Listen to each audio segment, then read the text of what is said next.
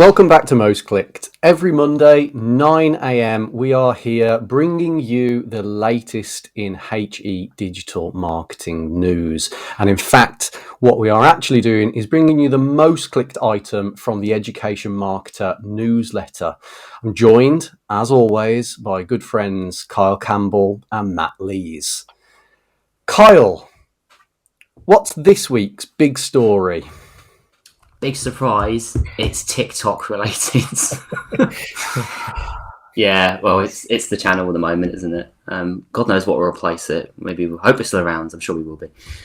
So yes, it's University of Chichester. I came across their TikTok account the other day, and I also came across it in Nonsensical's recent report on the best universities on TikTok. It's a really good report. Recommends that you get a hold of a copy. I really like their methodology, actually. So they've looked at followers, but they've also looked at like engagement rate on platform. So if you're University of Oxford and you get millions of followers, they acknowledge that as a thing, but then they actually look at how people are actually engaging with your content. So it's a really great report. Have a look at it. University of Chichester. So I think they just got the TikTok formula down, and I have some favourite videos on this, but they followed that formula of being humorous and also just being off the wall, want a better word, nonsensical about the whole thing. A lot of it's hilarious because it's just so out there, and one of the things that really stuck out to me is how they sort of turned the campus tour on its head, and they got one of their I think she's an ambassador, to do a campus tour in full camouflage, and the video shot with her kind of approaching all these weird things from like different angles. So she's literally hiding in bushes and filming herself, and she's hiding under tables and pointing at things, and oh my god, it absolutely killed me. And I think that the wonderful thing about this channel is that it's not just appealing to students at that university, but it's appealing to students in general. And there's actually TikToks on here that address that very point. And also there's a few, there's the scene there, it's brilliant. And there's also this sense that it's appealing to people in the education, marketing and recruitment space, because they also take the piss out of how they behave at open days and things like that. So top marks on this one, great engagement. Nath, you're the TikTok expert among us. I wonder what you thought, the quality of the content on this one and why it works. I think that this edges closer and closer every day to our idea of like a HE sitcom, a kind of mockumentary style thing. And I love that the sector's got those tropes that even young people identify so quickly and can take the mick out of, it made me giggle, that one in particular. But Matt, you had a really good point, right, about TikTok and websites.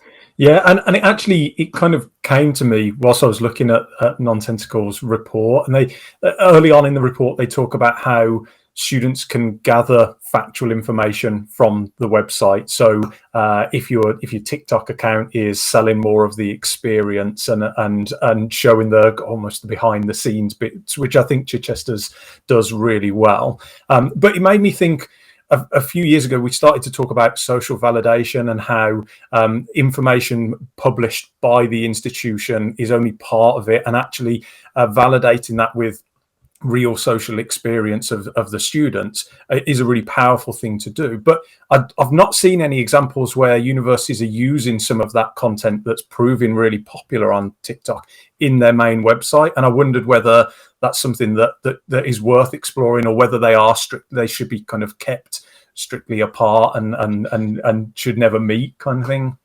It's funny though, isn't it? Because so many universities we must get Instagram on our course pages, exactly, or something like that. But you don't see it with TikTok, and I don't know whether it's too early in the adoption of it or whatever. But Kyle, you're the content man. What say you? I really like the idea of building own channels, so I might be my perspective comes from that angle. I like the idea of a university having a TikTok channel that serves that audience in that area, and it makes sense. And I think the art isn't necessarily moving the content onto the website, but moving the audience in some way. And how you do that, there's a range of ways. But I don't know, on a course page where I see a TikTok, I don't know, it would feel a bit out of place for me. I guess it depends on where people come across it, but the primary way people are going to discover you via TikTok is via the app itself, I would say. I haven't given it enough thought, but for me, it feels like it's not. It doesn't work as, say, embedding a YouTube video, does it? Because that experience has been thought about, and it provides a different style of video. That's my take on it. Yeah, it's a good point. I mean, they've got 22,500 followers. They seem to be doing okay without sticking on their course page. But I'm with you though, Matt. I think it could definitely add. Last week, for example, we were talking about personality, and it definitely would add a layer of personality to course pages that are more often than not a little bit dry.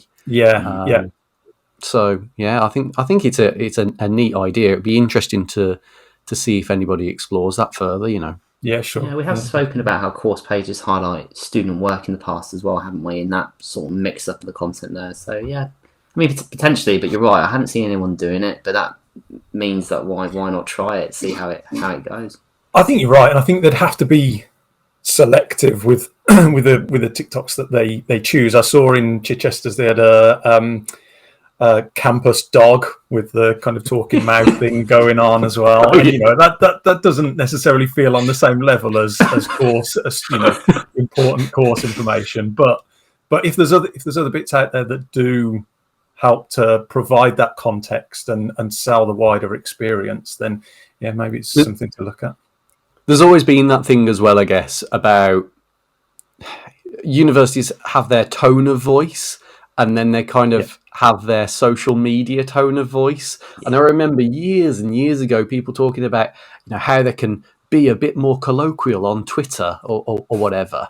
And I mean, obviously, TikTok is taking that to the nth degree, but there will always be that resistance of, our flagship is not the place for that sort of tone of voice, for example.